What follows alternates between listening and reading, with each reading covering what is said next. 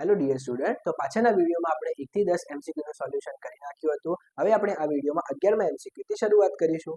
Okay, તો 11મા MCQ આપણને આપ્યો છે ગણ એબીસી પર સંબંધ આર એ આર બરાબર એબી, બીએ છે તો આર એ ખાલી જગ્યા. હવે દેખો, અહીંયા આપણને સવાચક, સંમિત અને પરંપરિત સંબંધોની વાર્તા કરેલી છે. તો દેખો, સૌથી પહેલા આપણે શીખીએ કે સ્વવાચક સંબંધ કોને કહેવાય. તો સ્વવાચક સંબંધ એટલે માની લો કે ગણમાં આપણને કેટલાક સભ્યો આપેલા છે, તો એ દરેક સભ્યો માટે, મતલબ for all x belongs to a, x, x belongs to r, મતલબ સભ્ય પોતાની સાથે જ હંમેશા જોડાયેલો હોવો જોઈએ અને એ એવી પેર બધા સભ્યો માટે જોડાયેલી હોવી જોઈએ. ઓકે, ચલો, તો અહીંયા આપણને કેટલા સભ્યો આપેલા છે? a, b અને c. તો આપણી પાસે શું હોવું જોઈએ?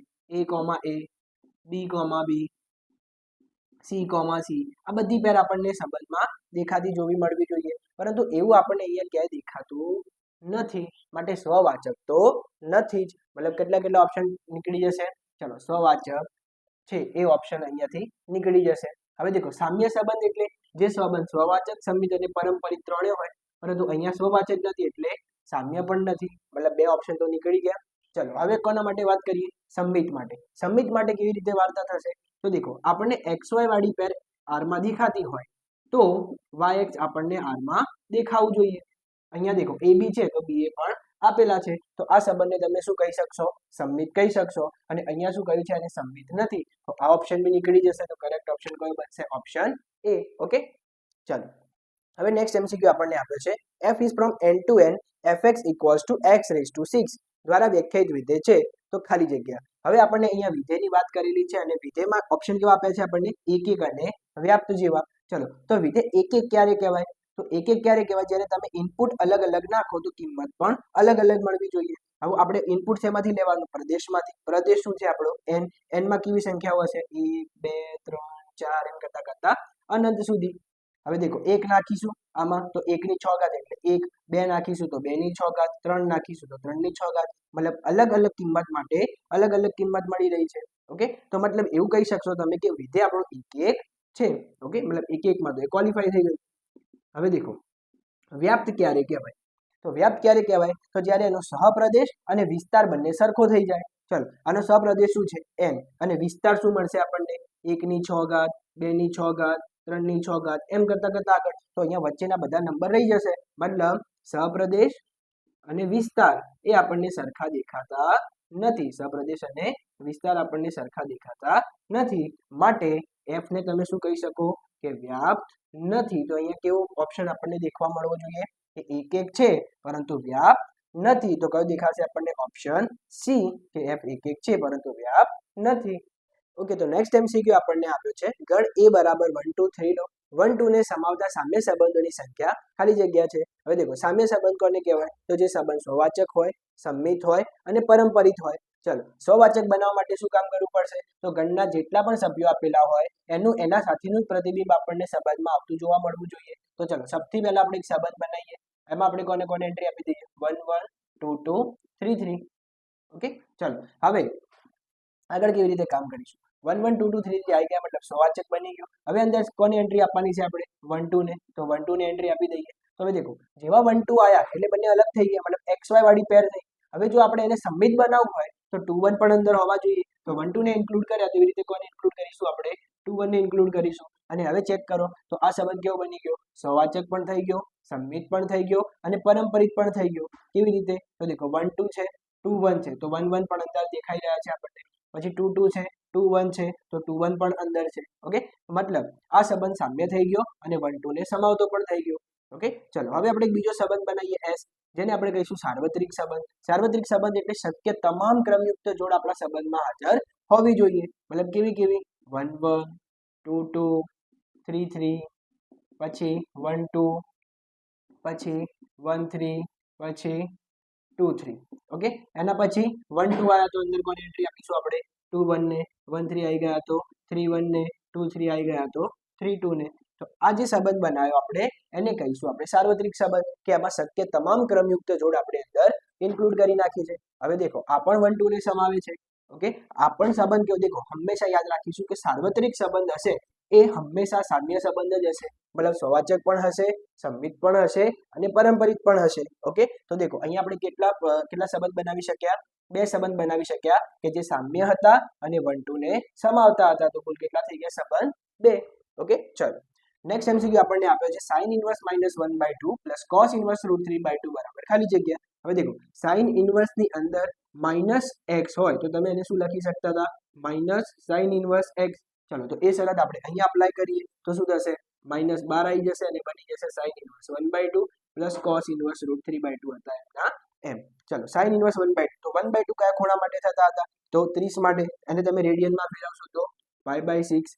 ચલો √3/2 cos ના કયા ખૂણા માટે હતું? 30 માટે. એને પણ તમે રેડિયનમાં ફેરવશો તો pi/6. તો આ તો શું થઈ ગયું? -pi/6 plus pi/6. તો એને તો તમે શું કરી શકશો?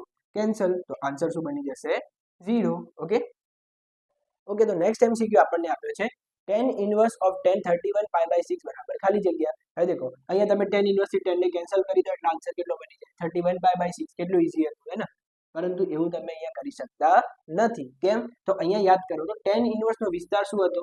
તો open interval -pi/2 two +pi/2. પરંતુ આ કિંમત દેખો તો આ કિંમત આ અંતરાલમાં જતી નથી. કેમ? તો આ -90 થી +90 કહેવાય અને આ જે ખૂણો રહ્યો તો pi/6 એટલે 30 અને ગુણ્યા 31 એટલે તો આ કેટલાનો ખૂણો બની જાય? 930 નો ખૂણો. તો સૌથી પહેલા આપણે શું કામ કરવું પડશે? આ ખૂણાને નાના વ્યાપક ખૂણામાં લાવીને આના અંતરાલમાં સેટ કરવો પડશે. તો એના માટે આપણે શું યુઝ કરી શકીએ? તો બેઝિક ટ્રિગ્નોમેટ્રિક જે આપણે ધોરણ 11 માં શીખીને આવ્યા છીએ. તો મતલબ 31 ને આપણે 6 ની નજીકના ગુણકમાં લઈ જઈએ તો એને તમે શું લખી શકો? 30 pi + pi અને ભાગ્યા 6. હવે અહીંયાથી જો આપણે છેદને અલગ આપી દઈશું તો આ ટર્મ કેવું બની જશે? tan ઇનવર્સ ઓફ 10 અહીંયા કેન્સલ થઈ જશે. 30/6 એટલે 5 એટલે 5 pi + pi/6. ઓકે, ચલો હવે યાદ કરો 5 pi + pi/6. હવે આ કેવું આવ્યું? અહીંયા આપણે જો યાદ કરીએ ત્રિકોણમિતિનો ગુણધર્મ તો અહીંયા શું હતું? 0. અહીંયા pi/2, અહીંયા pi, અહીંયા 3 pi/2 અને અહીંયા હતા 2 pi. એવી રીતે જો તમે કામ કરતા જાઓ તો અહીંયા કેટલા બનાવશે? 5 pi. ઓકે, આગળ ત્રીજા રાઉન્ડમાં. ઓકે, ચલો અહીંયા કેટલા આપ્યા છે આપણને? 5 pi + થીટા. પ્લસ હશે તો ક્યાં જઈશું? નીચે. અને ગુણધર્મ કેવો હતો? All S T C. મતલબ આ ત્રીજું ચરણ બની ગયું. ત્રીજા ચરણમાં tan કેવું બનશે? પોઝિટિવ. તો અહીંયા તમે સિમ્પલ શું લખી શકશો? tan inverse of 10 pi/6. અહીંયાથી 10 ને 10 થી કેન્સલ કરી નાખીશું તો શું બની જશે આન્સર? pi/6. તો કરેક્ટ ઓપ્શન કયો બની જશે? Option B. ઓકે, ચલો હવે જો cos ઇનવર્સ x બરાબર y હોય તો ખાલી જગ્યા. હવે y એટલે અહીંયા દેખો બધા ઓપ્શન y ના આપેલા છે ને, તો y એટલે એનો વિસ્તાર અને cos ઇનવર્સ x નો વિસ્તાર શું હતો? 0 to pi અને એ બી ક્લોઝ ઇન્ટરવલમાં. તો અહીંયા ધ્યાન આપીશું આપણે ઇક્વાલિટી આવે એ ઓપ્શનને સિલેક્ટ કરવાનો. ઓકે, ચલો નેક્સ્ટ એમસીક્યુ આપણને આપ્યો છે cos of tan inverse x બરાબર ખાલી જગ્યા. હવે દેખો અહીંયા બહારનું વિધેય કયું આપ્યું છે આપણને? cos અને અંદર કયું આપ્યું છે? tan. તો આપણે એક એવું કામ કરીએ કે જે અંદરનું વિધેય છે એને પણ આપણે cos ઇનવર્સમાં લઈ જઈએ તો આપણું કામ સરળ થઈ જશે. તો કેવી રીતે? દેખો જે અંદર વિધેય આપ્યું છે એને આપણે થીટા માની લઈએ તો tan ઇનવર્સ x બરાબર થઈ ગયા થીટા. તો અહીંયાથી x ની કિંમત શું મળી ગઈ આપણને? tan theta. હવે દેખો x ની નીચે કશું નથી લખ્યું તો 1 સમજી લઈએ. હવે દેખો tan થીટાની ધોરણ 10 ની વ્યાખ્યા યાદ કરો તો શું હતી? જો આ કોઈ કાટકોણ ત્રિકોણ હોય, આ એંગલ જો આપણો થીટા હોય, ઓકે, તો થીટાની સામેની બાજુ x અને પાસેની બાજુ 1 એ શું બનાવતો હતો? tan theta. તો હવે જો આપણે અહીંયા પાયથાગોરસનો નિયમ વાપરીએ તો આ કર્ણની લંબાઈ કેટલી થઈ જશે? વર્તુળની અંદર x² + 1. ઓકે, ચલો હવે આ થીટા જેવો tan ઇનવર્સ x માં હતો એવો જો આપણને cos ઇનવર્સમાં મળી જાય તો ચલો અહીંયાથી ફાઇન્ડ કરો. cos થીટાની વેલ્યુ કેટલી થશે? તો cos થીટા એટલે પાસેની બાજુ ભાગ્યા કર્ણ એટલે 1/√ની અંદર 1 + x². ઓકે, ચલો તો અહીંયાથી થીટા શું બની જશે? cos inverse 1/1 + x². મતલબ અહીંયા કેવું બની જશે term? cos of cos inverse 1/√ની અંદર 1 + x². તો અહીંયાથી cos થી cos ઇનવર્સ કેન્સલ થઈ જશે તો આન્સર શું બનશે?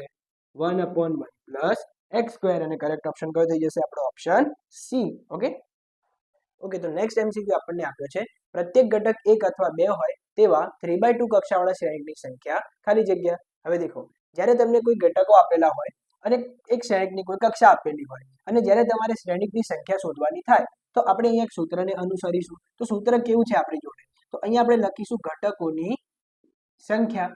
અહીંયા લખીશું ઘટકોની સંખ્યા અને એની ઘાતમાં લખીશું આપણે આપેલ શ્રેણિકની કક્ષા. હવે દેખો અહીંયા કેટલા ઘટકો વાપરવાના કીધા આપણને? 2 ઘટકો વાપરવાના કીધા. 2 ઘટકો એટલે કુલ સંખ્યા કેટલી થઈ? 2. અને અહીંયા આપણે કક્ષાને અલગ અલગ માનીને કામ કરીએ તો અહીંયા કેટલું થશે? કક્ષા 3 ગુણ્યા 2 એટલે 3 ગુણ્યા 2 એટલે 2 ની 6 ઘાત અને 2 ની 6 ઘાત એટલે કેટલા થઈ જશે?